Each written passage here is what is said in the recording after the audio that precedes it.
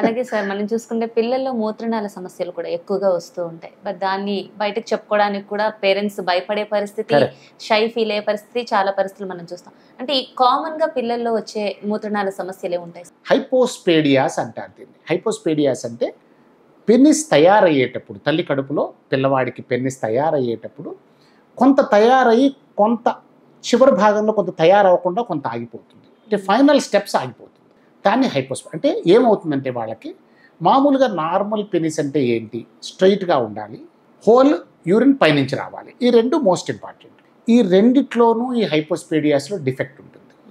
Urine pipe కొంతవరకు వచ్చి ఆగిపోతుంది. అంటే వీళ్ళు మూత్రము పుట్టినప్పటి నుంచి మూత్ర విసర్జన తిప్పు నుంచి చేయకుండా కింద భాగం నుంచి చేస్తూ ఉంటారు. పెన్నిస్ కింద భాగం నుంచి కొంతమందికి కొంత దగ్గరగా ఉంటుంది, కొంతమందికి మధ్యలో ఉంటుంది, కొంతమందికి బాగా కిందకు కూడా ఉంటుంది. అలాగే వీళ్ళ పెన్నిస్ వంకర ఉంటుంది. కొంతమందికి కొంత వంకర ఉంటుంది, కొంతమందికి మోర్ దెన్ 90 degrees వంకర కూడా ఉంటుంది. సో హోల్ ఎంత కిందకుండి వంకర ఎంత ఎక్కువ ఉంటే అదంతా సివియర్ కేసుగా పరిగణిస్తాం. మేము యాక్చువల్గా ఒక 10-15 ఏళ్ల క్రితం ఒక చిన్న స్టడీ చేశాం హైదరాబాద్లో అప్రాక్సిమేట్గా సంవత్సరానికి ఎంతమంది హైపోస్పేడియాస్ పిల్లలు పుడుతున్నారని. ఇట్ ఈస్ అఫీషియల్గా ఏం లేదు, ఉన్న డేటాని బట్టి మేము అంచనా వేసాం. అంటే ఇప్పుడు ప్రపంచంలో మన ఇండియాలో డేటా లేదు ఫ్రాంక్గా దీని గురించి. బట్ మీరు వెస్ట్ యూరోపియన్ కంట్రీస్లో, అమెరికాలో ఒక డేటా తీసుకుంటే ప్రతి 150 నుంచి 200 మంది మగపిల్లల్లో ఒకళ్ళకు ఉంటుంది డిఫెక్ట్. అంటే 1000 మంది మగపిల్లల్లో కనీసం 5-6 మందికి ఉంటుంది. You can imagine. ఇప్పుడు ఈ సందులో ఉంటారు 1000 మంది, అంటే ఈ సందులో ఒక 5-6 మంది హైపోస్పేడియా తిరుగుతుంటారు, మనకు తెలియదు. So it's a very common defect. So only హైదరాబాద్లోనే ఒక 450 నుంచి 500 మంది పిల్లలు హైపోస్పేడియాస్ తోటి ప్రతి సంవత్సరం పుడుతున్నారని మేము అంచనా వేశాను. Just it's estimate. It may be 400, it may be 600, but somewhere there. So ఈ ప్రాబ్లము వచ్చినప్పుడు ఆబ్వియస్గా పుట్టంగానే చూస్తే పెన్నిస్ అబ్నార్మల్గా ఉంటుంది, తెలిసిపోతుంది. దీనివల్ల ఏమవుతుందంటే మూత్రం కింద నుంచి పడుతున్నప్పుడు ఏమవుతుందంటే వాళ్ళు అలాగే స్కూల్కి వెళ్ళారనుకోండి, ఇంట్లో ఉన్నంత వరకు తెలియదు. వాళ్ళు స్కూల్కి వెళ్ళినప్పుడు యూరిన్ పాస్ చేసినప్పుడు కింద నుంచి పడి వాళ్ళ చెడ్డి తడుస్తుంది. అప్పుడు వాళ్ళందరూ ఏడిపిస్తుంటారు, ఎప్పుడు చెడ్డీలో యూరిన్ అంటే ఎప్పుడు అంటే వాడు యూరిన్కి వెళ్తాడు పాస్ చేయడానికి, ప్రతిసారి ముందు నుంచి రాకుండా కింద నుంచి వస్తే మరి ఏమవుతుంది, చెడ్డీలో చుక్కలు పడి చెడ్డీలో యూరిన్ పడి తడుస్తూ ఉంటుంది. So this is the first problem. ఇంకా మరీ కిందకున్న వాళ్ళైతే కూర్చొని పోయాల్సిందే, వేరే ఆప్షన్ లేదు. వాళ్ళ ఆడపిల్లలా కూర్చుని పోస్తే తప్ప అసలు యూరిన్ ముందుకు వచ్చే అవకాశం లేదు.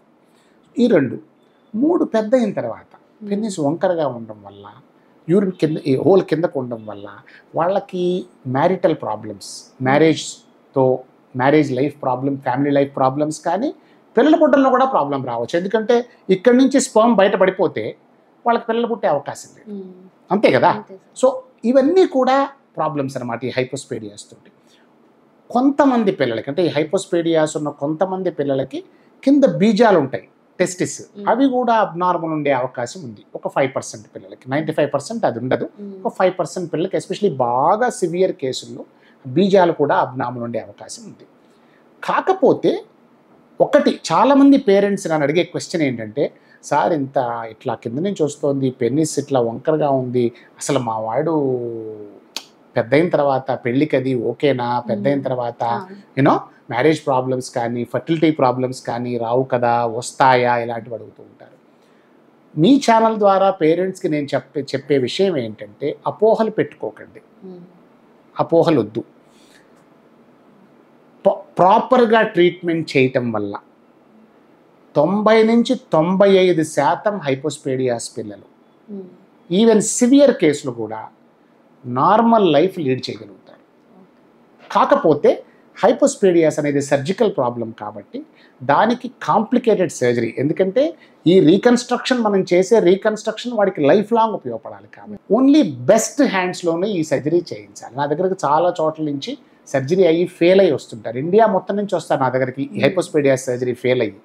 సో అలాంటి ఫెయిల్యూర్స్ మినిమైజ్ చేయాలంటే మొట్టమొదటే పేరెంట్స్ కనుక్కుని ఎంక్వైర్ చేసి who is the best surgeon దీనికని వెళ్తే, ఎప్పుడు కూడా first surgery is the best surgery.